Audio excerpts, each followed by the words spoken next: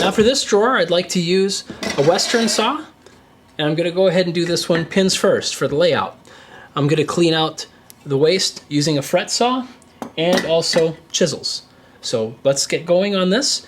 This would be almost a Frank Klaus style, except Frank Klaus doesn't need to worry about using a fret saw. Now to start, we're going to need to use a marking gauge in order to set the width of the thickness of this wood. So what I'm going to do first is I'm going to do the back to this side. So I'm going to set the marking gauge to the thickness of the wood. Now it turns out that both of these are the same thickness. All the maple is the same thickness, all the mahogany is the same thickness. These two are not the same thickness. The mahogany is made a little bit thinner simply because I'm going to be attaching a pretty large front to it. So I decided to make it a hair thinner. Turns out it's such a minor difference I shouldn't have bothered, but we'll have to take that into account when we're doing the marking. Now this back board is going to be a pin board. Pin boards only get a scribe on the flat surfaces, whereas the tail boards, they're going to get marked all around. So you're going to go on the flat surfaces, on the sides,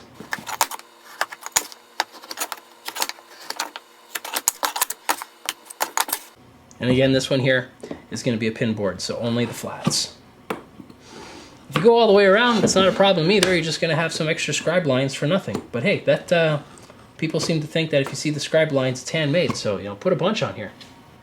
Now, because I have a different thickness for the mahogany, I'm going to go ahead and set this other gauge for the mahogany. And I'm going to set this just a hair bigger so that I have something to trim. So this side here is the side that's going to go for the fronts. And again, these are going to be tail boards. So tail boards, they get a scribe all the way around.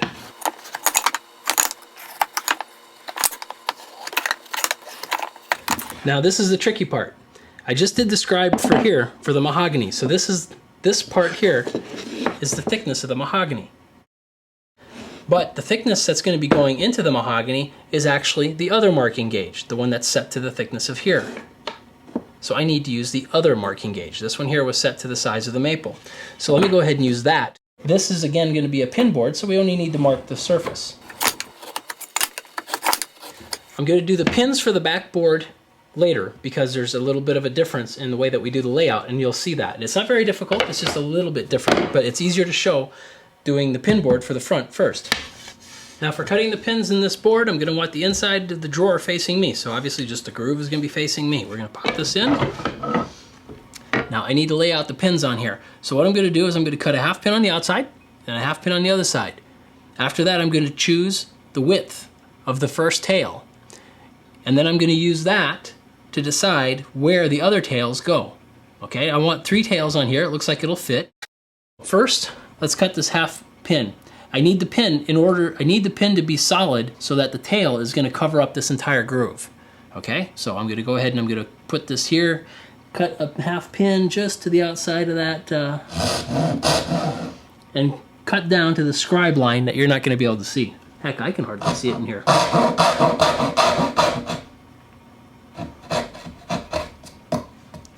And then we're going to cut a half pin on the outside over here, about the same size.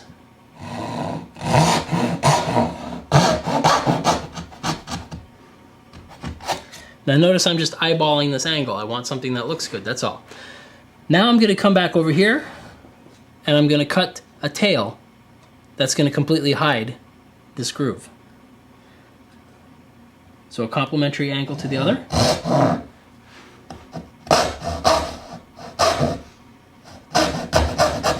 And look for my scribe line in this lovely light. Okay, so let me review how those first cuts went. I'm going to cut the half pin here with the saw at an angle.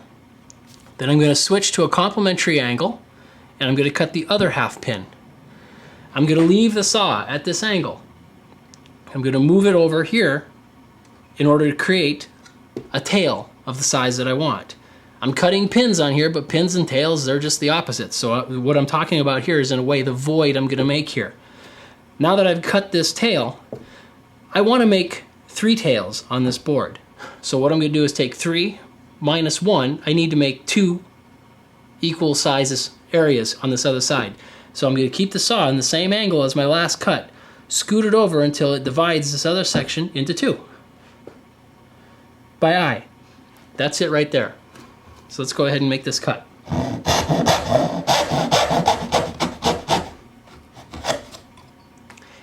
Now I'm gonna make tails the same size out of these other two cuts that are there. So we can sort of see that one. It's about the same size there. And then we're gonna scoot over here and make the same thing.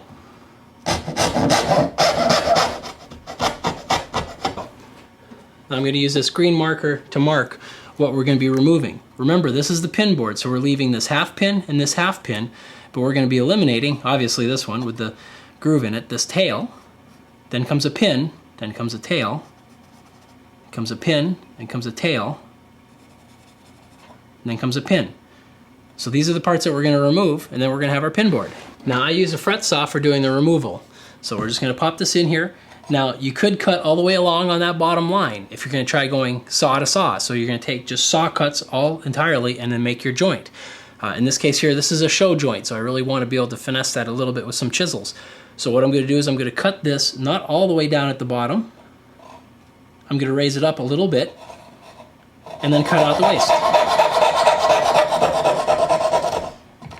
Okay, now that I left more than I want, so we'll do this one a little bit more like I normally would. Now there's our pin board ready to be chiseled clean.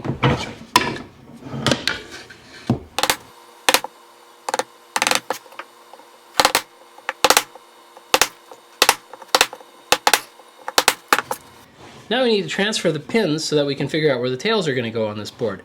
This part here is going to be the front. That's the part that's already been scribed for this front board. So I'm just going to take a pencil, which will make it easier for you to use. And actually, I believe I kind of like using the pencil better. At first I thought that a marking knife was nicer, but it's so hard to see that I prefer to use the pencil.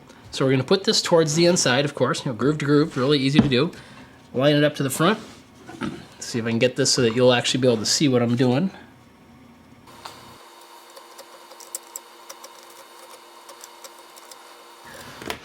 So there you go. We'll go ahead and we'll transfer it. So we got this one lined up like this. We're going to flip this over so we can line it up onto this guy here.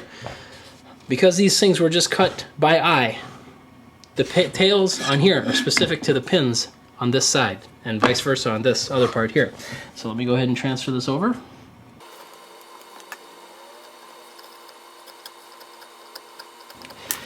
Now you can't see the lines from your side, but I've got them on my side. But what I want to explain, you're eliminating this. This is a pin. That's the half pin. This is the half pin. So you're keeping this. That's a tail. This is a pin socket. That's a tail. That's a pin socket. And there's a tail. Tail where the groove is, because that's what's going to be hiding on the other side. So we're going to go ahead and cut these out. Now, when I put the board on top of here, there was a pin actually sitting here where this mark is now. And I was marking these lines. These lines are on the outside edge of that pin. So these need to stay. If I were to cut on this line or on the other side of this line here, I'd have a huge gap.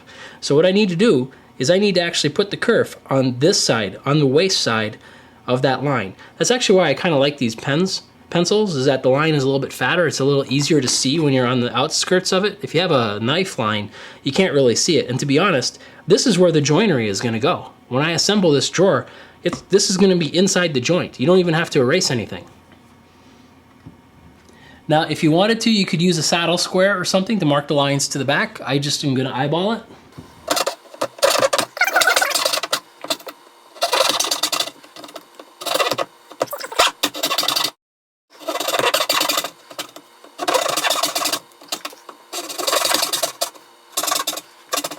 This is waist, that's waist, that's waist, and that's waist.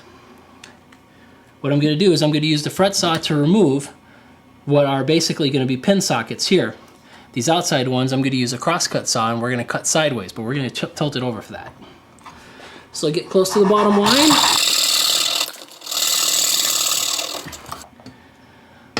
Now these, if you can,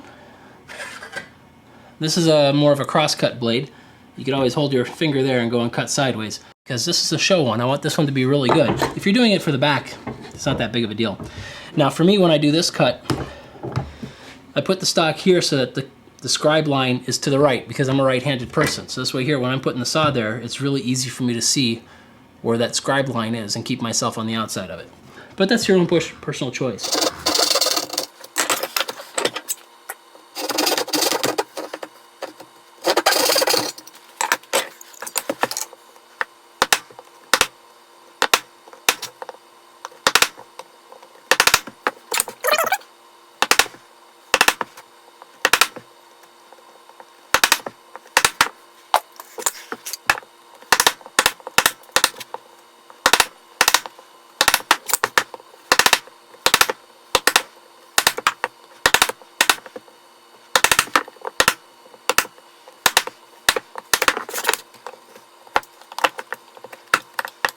Okay, so now we have our somewhat moment of truth here. This is, I labeled this one A so we can get the right end here, because what I did is I just wrote the little A on the inside of the groove, and then I wrote an A on the inside of one of the pins, just so that I could more easily, usually they are pretty obvious, but let's see how this goes.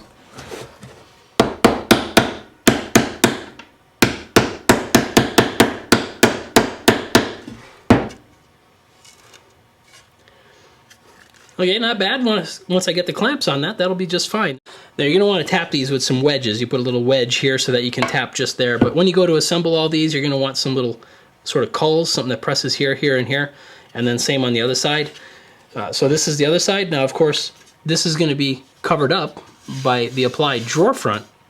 But now what we're going to see from the side is we're not going to see that gap whatsoever because it's hiding behind here. So this is pretty good. Now I will say I wanted to leave those a little bit proud. They're very proud. So I'll probably end up, it's going to be a little bit of work with a block plane. I'm not sure why I left myself that much room, but that's okay. I can deal with that. Now one other thing I want to mention while I'm on this particular set is that this is a real hard wood. Hard maple doesn't compress very well at all. Mahogany, it's soft. You even saw how it could break away from just the bevel chisel going through the material. So when you're putting this in, this could be a little bit on the tight side, and the mahogany is going to compress. It's going to compress really nicely and makes for a nice joint in here. If this was hard maple to hard maple, you have to be much more accurate because it's not going to compress at all to help you out. So we'll see that on the backs of the drawers when we get that far. So now this is the actual size of the back. So you'll notice it's going to leave room for that panel to come out. So let's go ahead and put the pins on here. Now this is the back of the drawer. We don't actually need a ton of pins. I'm put the little half pin on the outside. Let's go through the procedure on this one here. We're going to first make the cut out here to mark the half pin.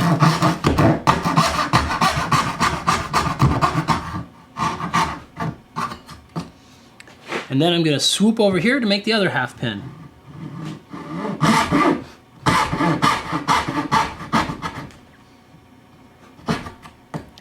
Now with my saw at the same angle, I'm going to scoot over here and define the bottom tail.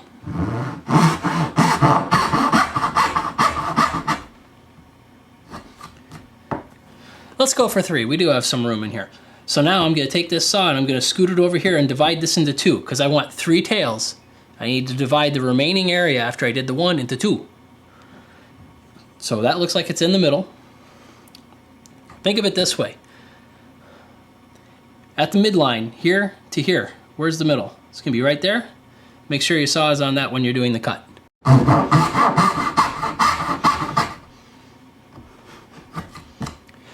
Now we can go ahead and make the other tails. Same size.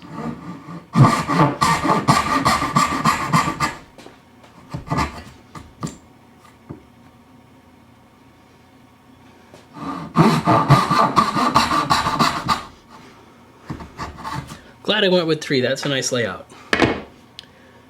If we want to mark this just for fun, we're keeping the pins. So we have the 2 half pins on the outside. This tail is going to go pin, tail, pin, tail. That's the part we're going to cut. Let's hit this with the fret saw.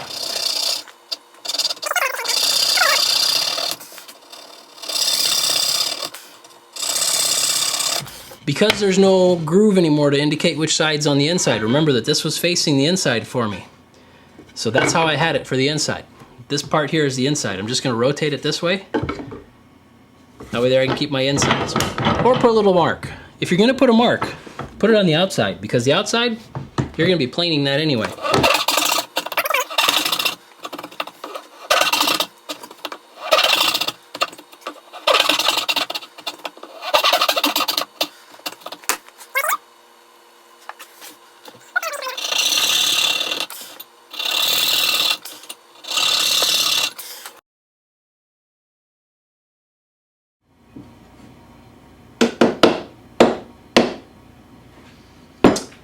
So I got the drawer all assembled, it's all ready to go. I have not done the glue up yet, so there are some small gaps here from when, when I tap them in, they go all the way down, but I don't have any clamping force on them right now. Otherwise, they look pretty good. They look terrible from the fronts because you're going to see this little slot, but then once I put that sculpted front on the front, it's gonna look good. The sides looking really nice. So again, this drawer, I've removed this bottom section. So if we were to imagine that this piece of ply is the panel, it's gonna sit inside that slot. And we're gonna be able to slide that all the way up to the front, but then the wood would be able to expand and contract out the back. Of course, it's not gonna go that far. But if I decide to make some hardwood panels, and I've actually been thinking more and more about doing that for these drawers, the grain will run vertically, the way I'm holding it. It'll work out vertically so that the expansion and contraction is gonna happen out of the back. So I may go ahead and do that. I'm not altogether sure yet. It would certainly look nice, and I have a little bit of extra wood, so why not?